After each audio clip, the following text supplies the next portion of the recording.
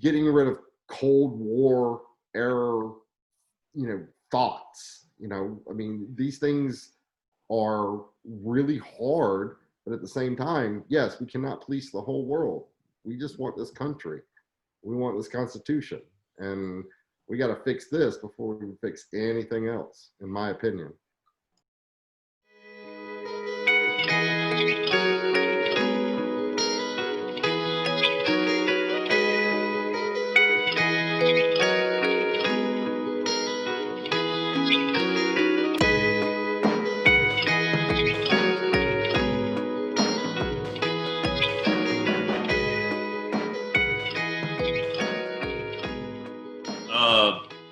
We'll start with David again.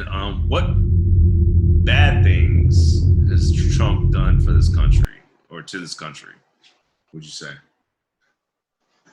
To tell you that it's not social media. It's you can't have access to that office with your thumbs. And what I think Trump has done wrong for this country is further divide it. Already divided. It's not his fault. It was already divided before it was divided when Obama was elected president. So we had 8 years of that. Did he divide this country more? I don't know these things. I know that healthcare got ruined, and we are all in healthcare, and we all know that, and we've seen it happen. That being said, the question is hard to answer, but what he has done wrong for this country is, I think, further divide it. And I think, to Lewis's point, yes, I agree that he has done well for this country by bringing everything back, trying to get everything back. He's pulling back Germany troops and this, getting rid of Cold War era, thoughts. I mean, these things are really hard, but at the same time, yes, we cannot police the whole world. We just want this country. We want this Constitution. And we got to fix this before we can fix anything else, in my opinion. Lewis? Yeah, so I think, and listen, I mean, you guys might think I'm crazy, but I think there is a form of racism that we're seeing in this country where it's bad to be white, middle-aged, rich man, or even older man. And I think that's what you're seeing right now with the division in this country caused by the media. And I'm not saying that that's the only reason why. President Trump did really mess with the media by starting this fake news thing, right? And that really, he made a lot of enemies in the media because of that. That means that they're losing ratings, right? Because this is the most powerful man in the world, you can say, and he's calling my news media fake news. That's a big impact on the news network. And so I feel like that has hurt his relationship with the media. Obviously there's biased media, but I feel like this is probably the worst relationship I've ever seen as far as the media with the president. I think we can all agree on that, right? Yeah. And I think that it's also viewed, I feel like there's a movement of racism against, listen, I'm Mexican, man, but I can see from outside looking in that a rich, older white man, bad. I feel like that has hurt that view of people, and you can see it right now. You see all of these protests where, anyways, you get what I'm saying. I feel like that has probably hurt him the most. I don't think he's out to create any division. I think he's trying to create some cohesion, right? Because we had the lowest number of unemployed minorities in history, I think, on record, and that's never happened, and he made it happen. So this idea that he's a racist, he picks some really bad thing, like bad choice of words. I feel like. I also feel like right now it's probably a bad thing that from a lot of people that you're rich, older, white. I think that's I think that's part of the problem. Gerald, what are your thoughts, man? Yeah. What has President Trump done bad? He doesn't play politics well because he doesn't want to, and he said he wasn't going to. He's not a politician. He's a businessman. All the career politicians in DC hate him for it. So they're destroying, any program that he's tried to put forward. They're not going to let him succeed. The media is not going to let him succeed. He started out early calling the media fake news, so he made enemies there. The only thing that he's doing bad whenever it comes to especially Democrats and some Republicans, he doesn't care what they think. So maybe that catches up with him, later on. I think we really needed a president there for at least 4 years that didn't care about politics, that understood certain economic things needed to be done in the United States for us to go any further. I'm hoping that what he's done in the last 4 years carries over for the next presidency or two. I don't know if he's going to get reelected. He says that he has no chance. But I'm glad he came in, and I'm glad that he disrupted some things, and I'm glad he pissed some people off. I think maybe going into it, he knew that's what he was going to do. I think he knew he probably had 4 years. He was just going to make everybody mad, and he didn't care, but he was going to put economically what the United States needed before all those other people that have been in politics for 40 or 50 years, like Joe Biden, who hasn't gotten anything done in over 40 years as a politician. And I'm hoping that carries over if Biden wins, and I hope that Biden has to deal with it every day. Biden just got some old footage of plagiarism Oh, while yeah? he was in office. Yeah, he was like making these speeches while he was a senator back in I think the 80s, and they were like these quotes from books that he had read. He got busted, man. Wow. His entire career is full of that stuff. I mean, that's the only reason he's had a career is on the backs of other people. He's just a corrupt politician. Right. So that kind of goes He's up 78 years old and he's going to be president and demented. Absolutely. And just to follow up on, what Louis and Gerald have said, and, if I'm speaking out of turn, let me know. I mean, you're right. I mean, it's like Ross Perot almost won. I mean, the thing is, politicians are corrupt. Politicians, I mean, everybody's lives matter. Black lives matter. This, that. Nobody's lives matter. Their votes matter. Their votes matter to these politicians. All you have to do is get to DC and then spend the rest of your life there.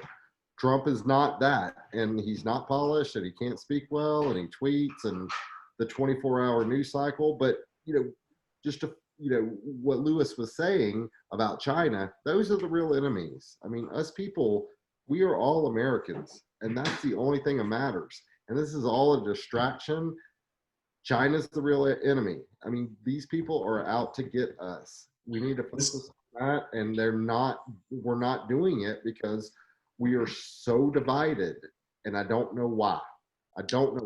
This kind of goes on my next topic. Do you think all this chaos that's starting right now, or that's been going on right now, is due to the upcoming elections? David, we'll start with you, and then we'll go to Gerald, and then go to Lewis. I don't know the answer to that. I mean, is it an election year? I mean, sure, social media was supposed to bring us all together. All it's done is just trigger us and divide us. I don't have social media. I mean, and not that I care about people that have social media. It's just that clickbait and the constant 24-hour news cycle that triggers people. Nobody knew that was going to happen. I think that we have to all just kind of just be Americans. I know that's easy to say, and it's kind of, a cop out. But that being said, I mean, we're not different. We're not. We're all like-minded. We all live under a constitution. Sure, it's hard out there with the pandemic and this and that and the 24-hour news cycle. I think very important to understand that a person is what matters. Yeah, no, David, absolutely. I mean, we are all healthcare providers. We have all been knee deep in it. I mean, Gerald, I've been there with you. Lewis, we have been there, saving lives. That has to count. That has to matter. We have been there. We have done that. All kinds of adversity. We still have ambulances coming in. We've been there. We care about that stuff. We care about that person. We do. And that's what matters. And that's what everybody needs to understand. We're all people and we all care. And I know it's like kumbaya, and I'm not fixing anything by saying that, but as healthcare providers, we are inherently colorblind. Life matters. What do you think? I don't think that it's a political. I don't feel like it's a political stunt. I feel like a lot of, I don't feel like politics are the cause of, well, I don't know, man. I mean, is China trying to destroy us? You know what I mean? Like, was this virus made by them? You know what I mean? Like, I don't know. There's a lot of questions out there that have yet to kind of be, come to the surface. You know what I mean? But yeah, so I think Dave has given us this utopian look at what it should be like, and what we all love it to be like. And I guess the fact is that we have so many cultures in this country that it's never going to be that way. And we have and we can come together. But it's not this social media and the news networks, the media itself. It won't happen with the way things are being run in the media right now. I remember when I was young and I used to watch, a certain news network, whatever it was, things were reported so matter-of-factly that there was no opinion, there was no bias. It was just like, hey, a car crashed today. Right. And you're talking local versus national. This is true, man. From what we know versus as far as like news media, man, we don't know. It hasn't always been that way. You got to remember, like the Walter Cronkrights and all these other old rather they would just tell you what the news was. They weren't saying like, hey, by the way, I don't think this is right, or whatever the case may be. Yeah, there was no agenda from them. They were just delivering the news for the evening, and they had 30 minutes to do it, and you got the news, and there was an agenda. They weren't politically aligned. It was the same thing all day, it was like, the news of the day, and they would just tell you over and over what happened that day. But back to your question, sorry about that. Is all this happening because of an election year? Absolutely, it's all happening because of an election year. You've got a pandemic. Do you remember H1N1 being a huge deal like this 6 years ago, 7 years ago, 8 years ago? 09, SARS came through. SARS came through in 09. SARS came, Ebola came. I mean, Ebola, you bleed out of your eyeballs, that's pretty scary. But it's just a perfect trifecta storm, and the media is going to report on whatever's hot. So unfortunately, George Floyd, he was killed in a pretty bad way, but that's what the media wanted to report on, and that's all we were going to hear about for the next 3 months. George Floyd was a lead up, man. You got to remember. Yeah, you had a perfect storm. You had a trifecta of a perfect storm. Yeah. So I think if we're going to remember someone, George Floyd is fine. Obviously, the man was murdered, and that's terrible. But we also got to remember the kid that was running with around that neighborhood, and the three guys actually followed him, and they ended up shooting him. Do you remember that? Yep. Jogging, Jordan. Okay, well, you remember it, but not everyone remembers it, and that's because the media, right?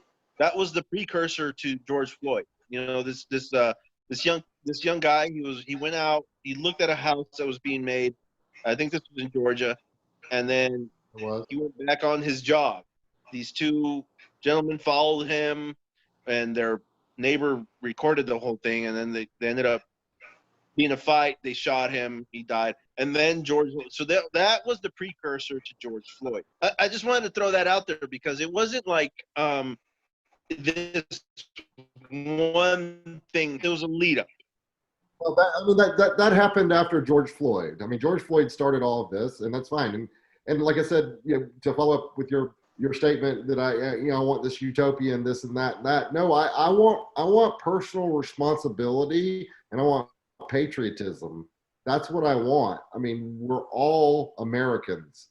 That's what I think. We need to all not like the government, because the government really, really bad. It always has been, and it will never do anything for the people. The government is the people, and that's what's wrong with the 24-hour And that's news what I cycle. mean by the utopian thing. It's never going to be that way, is what I'm saying. We want it to be that way, but it's never going to be that way because there's just too many. We're a melting pot. Everyone has a different idea of what things should be like and what patriotism should be like. So, it is what it is. It's just, it's never going to change. And I don't care what those people want. I care what the Constitution says. That's where I think that's where the big division is, because you have the Democratic Party that doesn't. Not for me. Well, not for you, not for me either. Right. But what I'm saying is, you have the Democratic Party that doesn't want you to bear certain arms, right? Absolutely. So what I'm saying, the Second Amendment is to bear arms comparable to what the military has. Exactly. It's not hunting rifles and hunting shotguns. It's comparable weapons to what the military has. Exactly, and that's what it is. So we're not going to be carrying muskets or anything like that, and that idea is just dumb. But what I'm saying is, because the Democrats, they don't want that, right? They want to take your AR-15s, they want to take your whatever semi-automatic weapon that you may have, they want to take that away. So, well, I don't think the division. There's a constitutional division, is what I'm saying. I don't think that all of them want that, though. You know what I mean? I know some Democrats that don't want that. You know. With that being said, guys, with that being said, nobody is talking about the Second Amendment at all. The shelves are bare, and I can't buy a bullet. I can't get ammo. Okay, so.